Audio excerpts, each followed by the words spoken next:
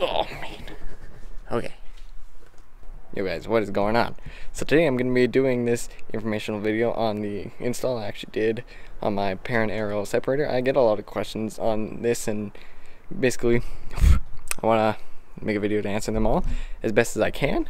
Yeah, because I want to help you guys out in all these installs, and I don't want anybody to have any problems, because that is probably the last thing you want to happen to yourself. So, quick update. It's been set date since whenever I installed this thing. So all the lines are still intact. All the zip ties are holding up rather fine. I have no leaks on this. I haven't pulled my intercooler off to see if there's any oil on it, because as you remember last time, if you saw the whole video, me trying to put this on was a pain. So that's why I'm not taking it off until I do get the front mount intercooler to get rid of that piece of stock junk. It's not junk, it's actually pretty good for being stock, but it is a pain to get back in. Just be warned if you're ever gonna do this.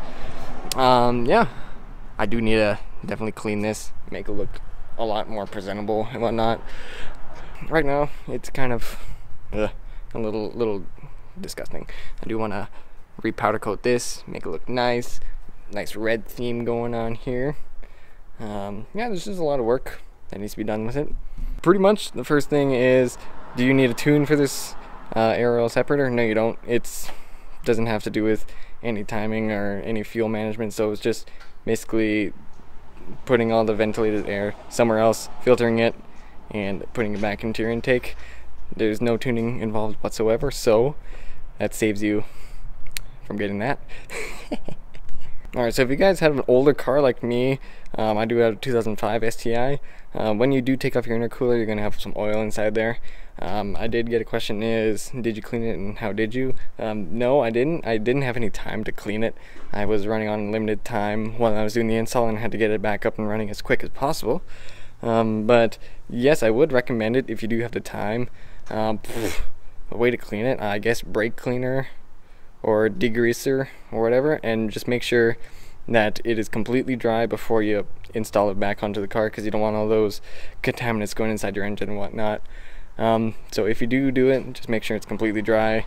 And yeah.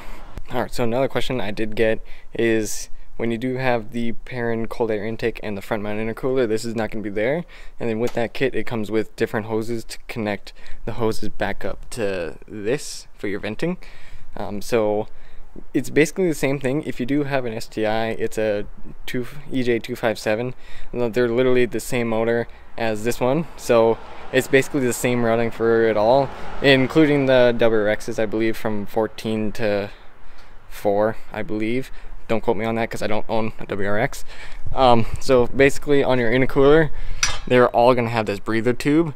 Whatever connects to here, here, and here, that's what you replace for the Perrin front mount intercooler when you do set that up. So it's basically just doing the same setup as stock. It's just putting these hoses and attaching it back to this. So when you're going to install these new hoses, just take this breather hose, whatever I did over here, and put it where it needs to go into the Perrin oil separator, and then the same hose on this side, on the engine block, will go there. And then just like stock as well, this tubing that comes up from your intake here, it'll just connect to this one as well. So it's basically the same thing, it's just you have different hoses. I know it does get a little confusing when you do not have the same setup as I do, but it's literally going to be the exact same thing with the same ports and whatnot. Alright, so if we come over here, if you notice, it's pretty hard to tell, but right on the tower right there, that's where it mounts to, right there. And right here is, I believe, the cruise control solenoid that controls your cruise control. So I did go get a question is, it does get pretty close to it, but I did not have to do anything to this at all. It's still saying in the stock location. It does say in the instructions you may have to move it because it may come in contact here or wherever it does, but in my case it did not have to.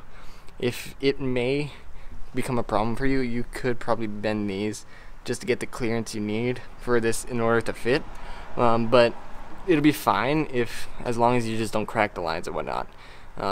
if you can relocate it, that'd be probably better, get it out of the way. But for my instance, I did not have to move it, and it works, no problem. I still got cruise control. You can keep it with this install, which is perfect for those long drives. Alright, so you may be asking what these red hoses are. They're the Mishimoto upgraded hoses. They are, I believe, silicone lines, which have more threads inside of there to make it more durable and whatnot. But they are a lot better than stock, you know.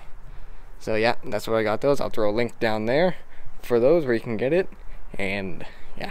So yeah, all the feedback on my install videos are getting actually awesome. I'm getting a lot of positive feedback saying that I do a lot of very in-depth tutorials and whatnot. I do want to keep on doing that, and all the positive feedback makes me want to do more and help you guys out, because that is probably the last thing you want, is no one helping you out. You'll be stuck there trying to figure everything out, and yeah, just have a car that will not work. So yeah, it's always helpful to have some videos to get a visual perspective on what you're actually installing, so yeah, and make the job a whole lot easier and whatnot. And I do love helping people out. That is my main goal, is to help everyone out. So yeah, again, if you guys want to see more with this car and whatnot, I do want to get the cold air intake and front mount intercooler from Perrin. Perrin, if you're watching, I wouldn't say no if you would want to sponsor me, but hey, might as well throw that out there. But yeah, if you guys want to see more, you guys can hit that red subscribe button, and you'll be getting notified every time I upload a new video. So yeah, if you guys liked it, you know what to do, and we will check you guys next time.